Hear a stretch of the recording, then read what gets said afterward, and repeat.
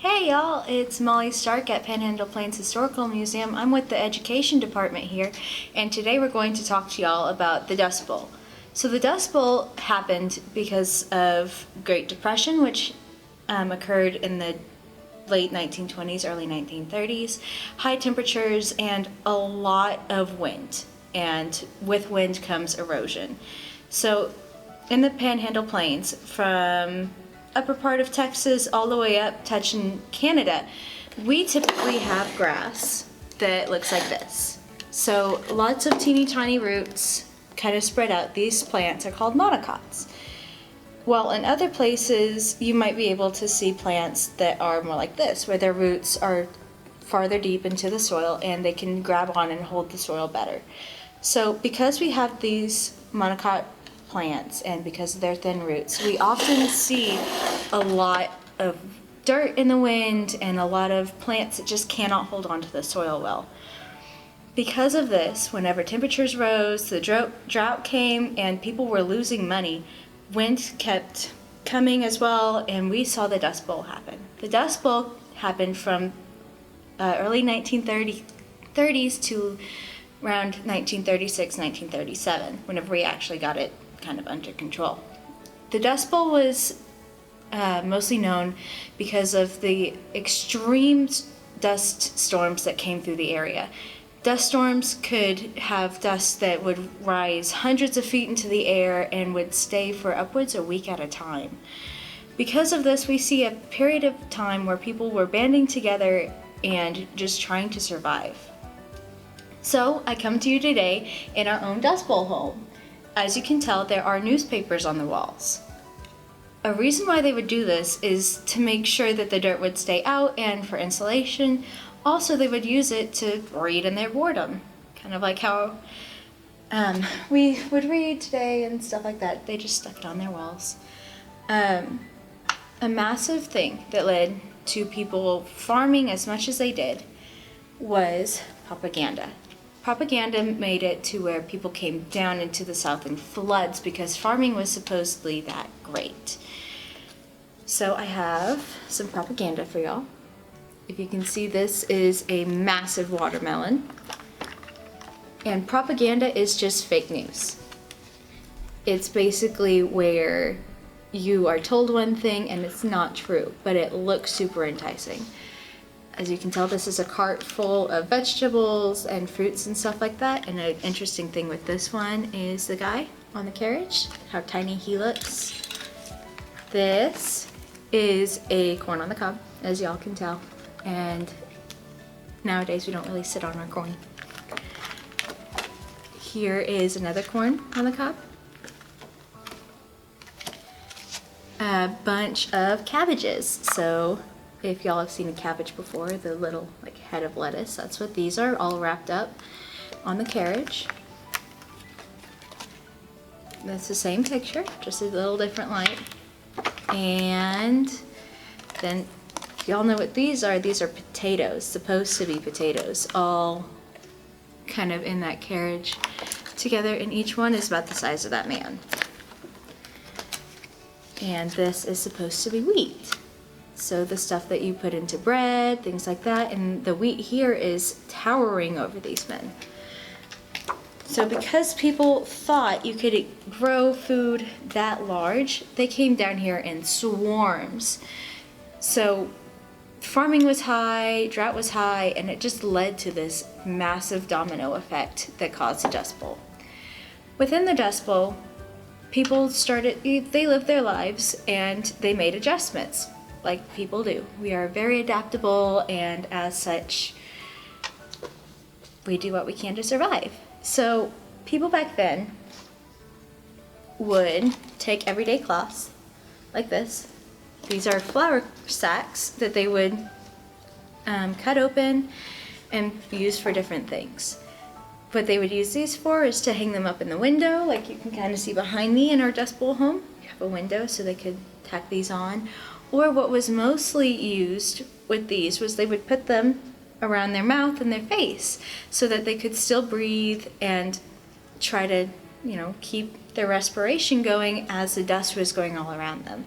Because back then, these dust storms were so massive and so intense that most of the time you couldn't take a breath without intaking dirt as well.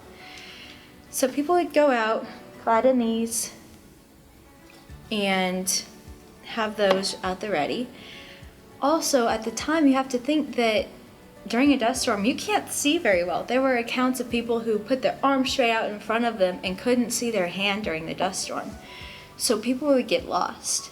They'd start walking to the outhouse, to the barn, to wherever, and they would just keep walking and end up miles away from home.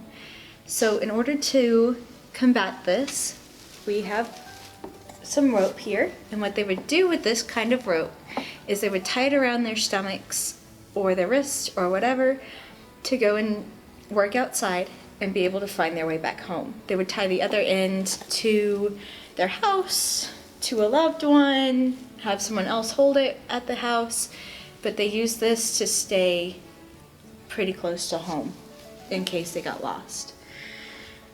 So, talking about people breathing in air and dust as well, they had x-rays during the time, and so this is a really old x-ray of someone's lungs that we have.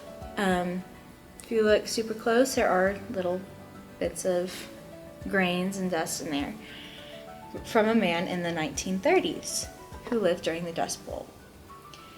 So if you're breathing in dirt all the time, even though you're trying your best to avoid it, you're going to get a pretty scratchy throat.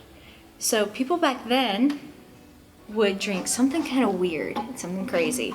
This is a kerosene can, and they would contain kerosene in here. Kerosene is a gas-like substance, it's an oil.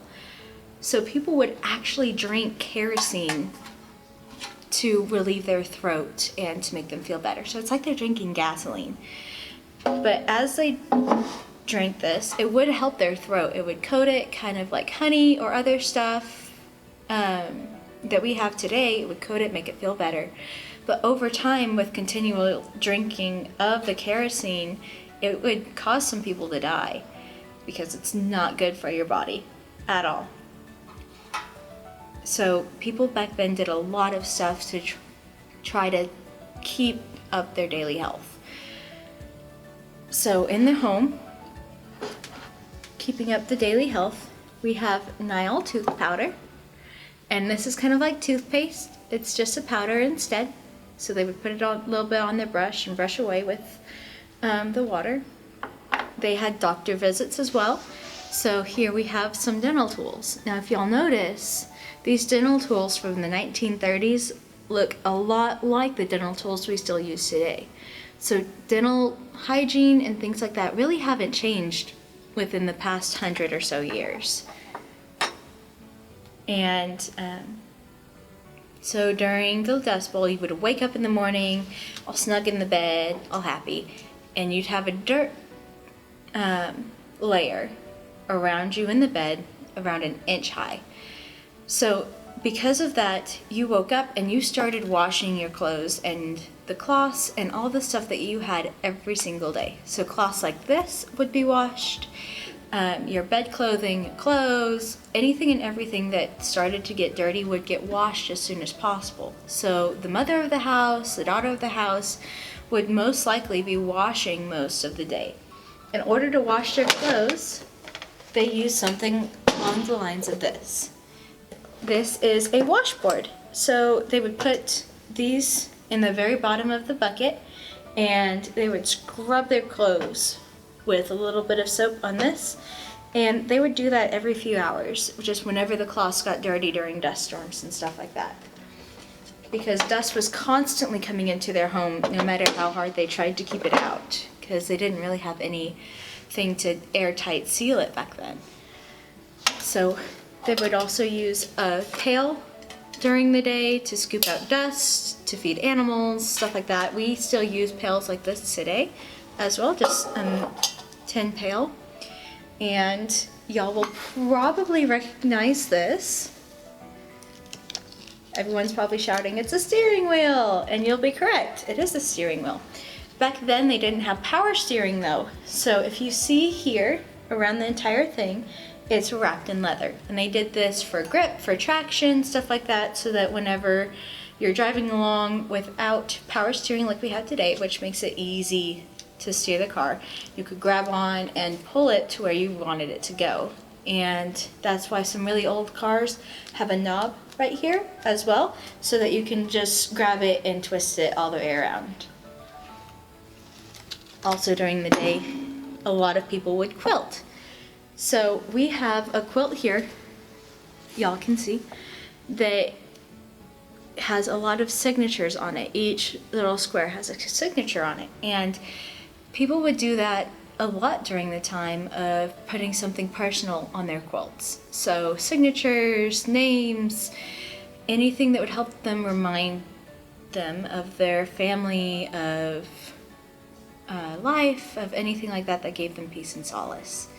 So by the end of the Dust Bowl, which 1938, 39, people from the north honestly didn't believe what was going on at all. Like, if someone came up to you today and said that the north part of the states was completely covered in dirt and dust, you probably wouldn't believe them much at all, which happened in reverse. So the president of the time had reporters come out with cameras much like this. This is a 1930 Voight camera.